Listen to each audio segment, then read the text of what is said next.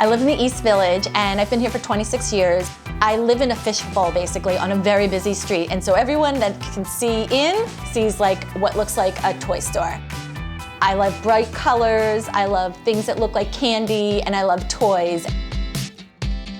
I live in a fairly large one-bedroom. I have one roommate. He's an English bulldog named Tater Tot. It's basically a flat floor plan, and what I've done with the furniture is cut it up into different spaces.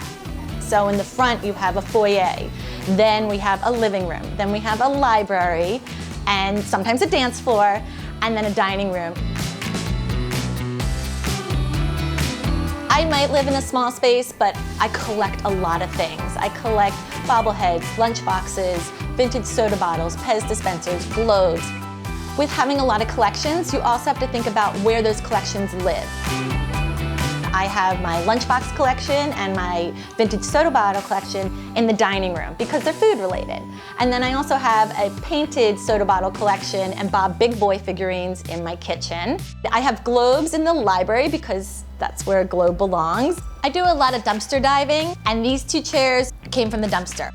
I really didn't want to look at my bookcase any longer, and I wanted to mount these chairs on the wall. However, nobody wanted to do it for me. I spoke to carpenters, I spoke to handymen.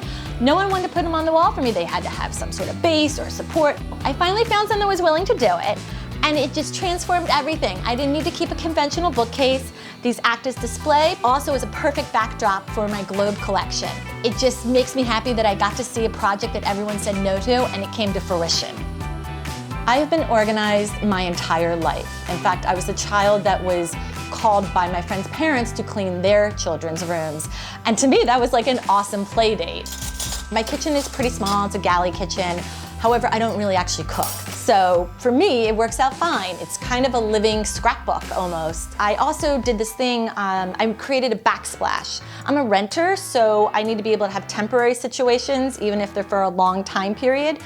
And I love oilcloth. So I basically cut all these oilcloths into patterns and I like papered the entire back wall. So it's washable, it's changeable, it's not permanent, and it's super colorful and bright, so it makes me really happy.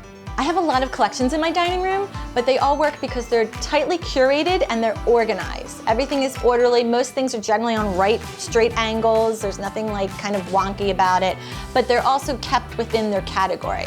So all the teacups are on teacup displays. The lunch boxes are on shelves along one wall. The soda bottles actually act as a centerpiece for my table in a vintage soda crate. You're not overwhelmed by all these different collections because they're really handled in very organized, detailed manner. The living room isn't any different than any part of my apartment. There are collections there as well. It's a lot of found objects. I have artwork, a lot of outsider artwork there. I also have some of my creative things that I've done, like put casters on a vintage Coke crate and made it a magazine stand. I have some oilcloth pillows on the Naugahyde sofa. I really wanted to make conversation in the living room. So I have two sofas parallel and they cut in the middle of the room, but they also give you the impression that this is the living space.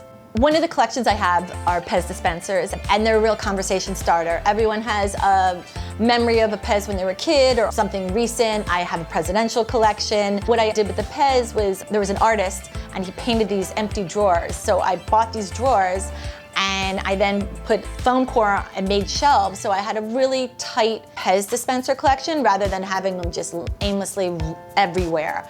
As strange as it seems, my very favorite space in my home is a tiny little hallway because the yellow is so intense and so like bright and happy. And then I've actually added some artwork in there, so it's a little mini gallery en route to like the bathroom or the bedroom. My bedroom is a little bit like a candy dish. It's got a lot of colors. It's also my office. I pick up a lot of stuff on the street of New York City, and one of the things I found happened to be on my block. It was a jeweler's table, an old jeweler's table in the garbage. So this drawer was reinforced so it could actually hold things. It was metal before. And then I went to the lumber yard and I purchased wood and wrapped it up with oilcloth, and so I have additional shelving. And now everything's super compact and it's my entire office space. I have an IKEA piece that's 26 years old. It's on a Lazy Susan. It's like a mirrored wardrobe. It spins around. It was white, unattractive. So what I ended up doing was cutting up all these vintage pinup girls from my calendars, I had a bottle collection and I had all these caps, then put in anything that inspired me, anything I loved, mostly cartoons, make them little mini picture frames around the mirror. So now it's a total reflection of me, my style, the things I love, and it houses all my t-shirts. And it's indispensable. I try and maximize my space any way I can. This was actually a potter's table for a gardener, and I ended up making it into a vanity, and I also then made it into a jewelry display. So I just hung nails, hung the jewelry, I can see everything, I use everything. There's a lot happening, but to me, it's soothing. It's a comfortable space, and I think you have to have confidence when you're decorating and designing, and also just know that if you like it, it's gonna work. Hey Housers, I've gotten a lot of questions about my place and I picked a few out to answer. I wanna thank you so much for checking out the home. But the first question is, love the collections, love the color, love the audacity, but how do you keep up with the dusting? I put on one of these gloves and I dust it with my hand. It's super easy, it's really quick, it can get into all the grooves and the nooks and the crannies, and it's much better than the feather duster.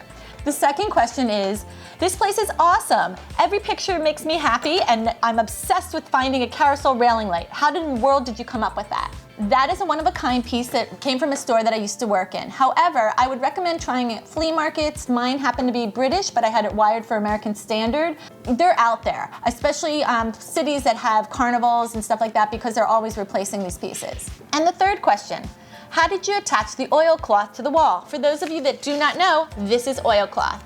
It's got a little texture back, shiny. People use it for placemats, for tablecloths. I use it for a backsplash in my kitchen.